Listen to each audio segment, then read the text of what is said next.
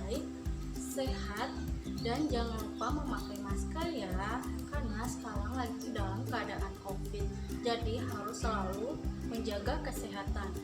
Oke, baiklah, hari ini kita akan mempelajari bab 2 mengenai ketentuan Undang-Undang Dasar Negara Republik Indonesia tahun 1945 dalam kehidupan berbangsa dan bernegara. Nah, materi yang akan kita bahas adalah kedudukan warga negara dan penduduk di Indonesia. Adapun tujuan dari pembelajaran ini, yang pertama, menjelaskan pengertian rakyat, yang kedua, menjelaskan perbedaan penduduk dan bukan penduduk, warga negara dan bukan warga negara.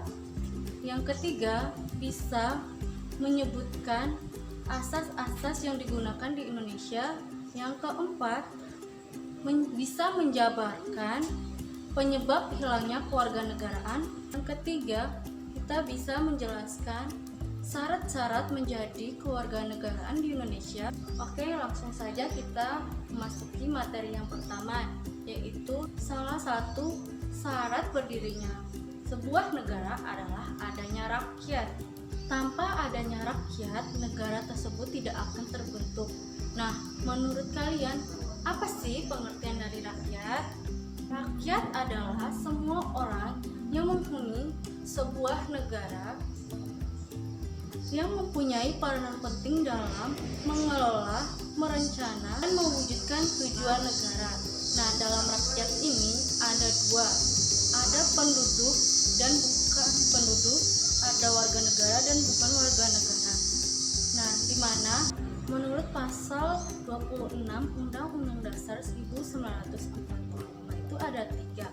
Yang pertama, warga negara ialah orang-orang bangsa Indonesia asli dan bangsa Indonesia asing yang disahkan oleh undang-undang sebagai warga negara.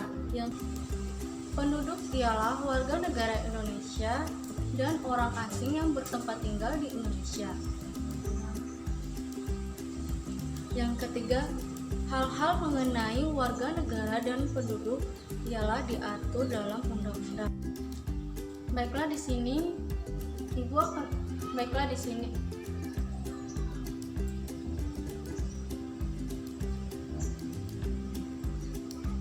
perbedaan penduduk dan bukan penduduk, warga negara dan bukan warga negara. Penduduk dan bukan penduduk. Penduduk adalah seseorang yang bertempat tinggal dengan tujuan untuk menetap, sedangkan yang bukan penduduk adalah seseorang yang tidak berkeinginan untuk menetap. Contohnya yaitu turis-turis yang datang ke Indonesia tujuannya hanya untuk berlibur, setelah itu mereka akan kembali ke negara asalnya. Sedangkan warga negara ialah orang secara hukum diakui sebagai anggota suatu negara.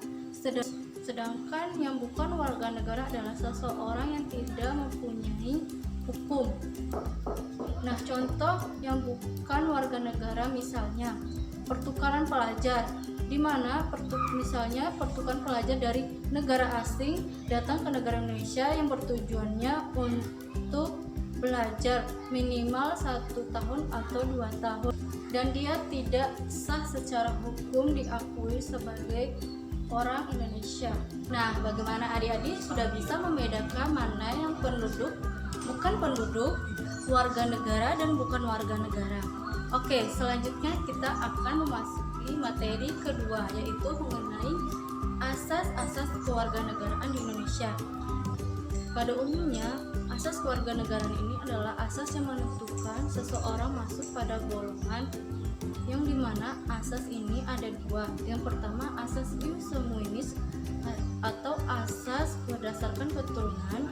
Yang kedua, asas ius solis atau yang berdasarkan tempat kelahiran. Asas ius sanguinis atau asas keturunan yaitu asas kewarganegaraan berdasarkan keturunan orang tua. Misal, si anak lahir di negara A, sedangkan orang tuanya kewarganegaraan B. Maka si anak tersebut ini akan mengikuti asas dari tempat orang tuanya. Yang selanjutnya asas ius solis atau asas tempat kelahiran, yaitu kewarganegaraan berdasarkan tempat kelahirannya. Misalnya, seorang anak lahir di negara B dan kedua orang tuanya memiliki kewarganegaraan A, maka si anak akan memiliki negara A. Meskipun orang tuanya berkewarganegaraan B, tapi berdasarkan asas ius solis ini, si anak dia mempunyai kewarganegaraan A. Akibat dua asas tadi dapat menimbulkan dua kemungkinan status kewarganegaraan. Yang pertama apatride, yang kedua bipatride. Apatride yaitu seseorang tidak memiliki kewarganegaraan, sedangkan bipatride seseorang mempunyai dua kewargaan negara.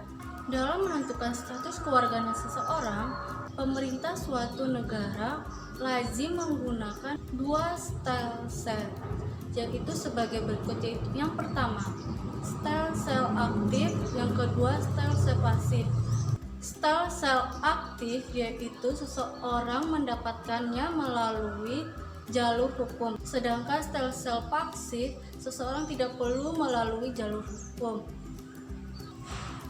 Berkaitan dengan style cell tadi, seorang warga negara mempunyai hak, yaitu yang pertama hak opsi, yang kedua hak repudiasi. Di mana di sini hak opsi yaitu hak untuk memilih kewarganegaraan, sedangkan hak repudiasi yaitu hak untuk menolak kewarganegaraan. Nah, di Indonesia sendiri dalam menentukan asas kewarganegaraannya berdasarkan Undang-Undang Nomor 12 Tahun 2006 tentang Kewarganegaraan Republik Indonesia sebagai berikut.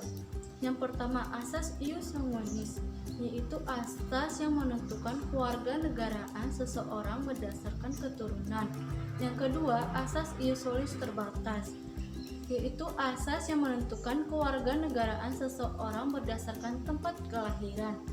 Yang ketiga, asas kewarganegaraan tunggal, yaitu asas kewarganegaraan yang menentukan seseorang mempunyai satu kewarganegaraan.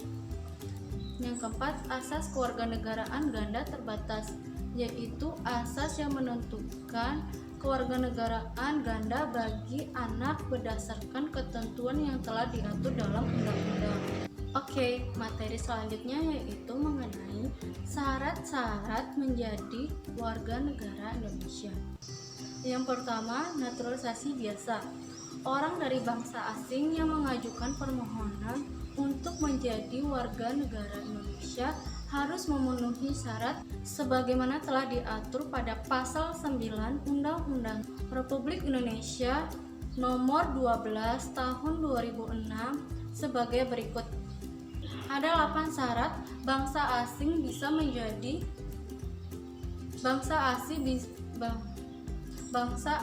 menjadi warga negara Indonesia. Nah, dia ini harus memenuhi 8 syarat ini. Jika dia tidak memenuhi 8 syarat ini, maka dia tidak akan bisa menjadi warga negara Indonesia. Yang kedua, naturalisasi istimewa.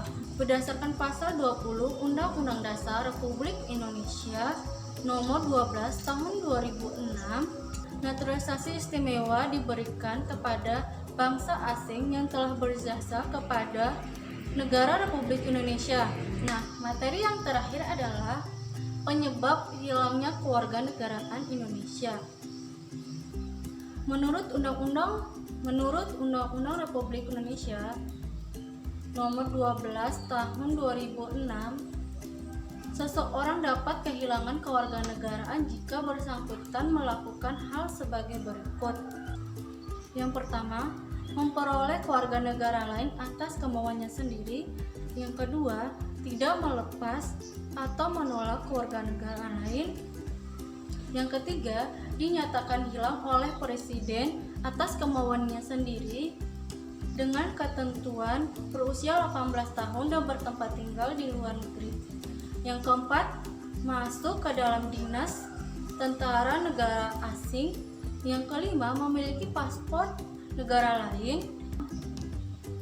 Yang keenam, mengangkat sumpah janji setia kepada negara lain.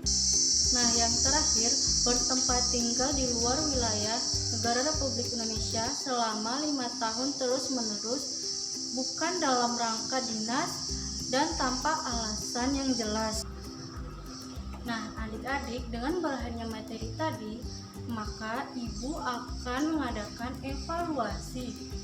Nah, sekarang coba kalian buka LKPD yang telah ibu bagikan tadi. Nah, di sana ada 5 soal esai yang harus kalian jawab. Nah, di sini ibu ingin mengetahui sejauh mana kalian bisa memahami materi yang telah ibu sampaikan. Mungkin sampai di sini saja pembahasan kita hari ini. Dan pada pertemuan selanjutnya kita akan membahas materi tentang kemerdekaan beragama dan berkepercayaan di Indonesia. Sebelum kita menutupi pembelajaran kita hari ini, alangkah baiknya kita menghafalkan hamdalah. Alhamdulillahirabbil alamin. Wassalamualaikum warahmatullahi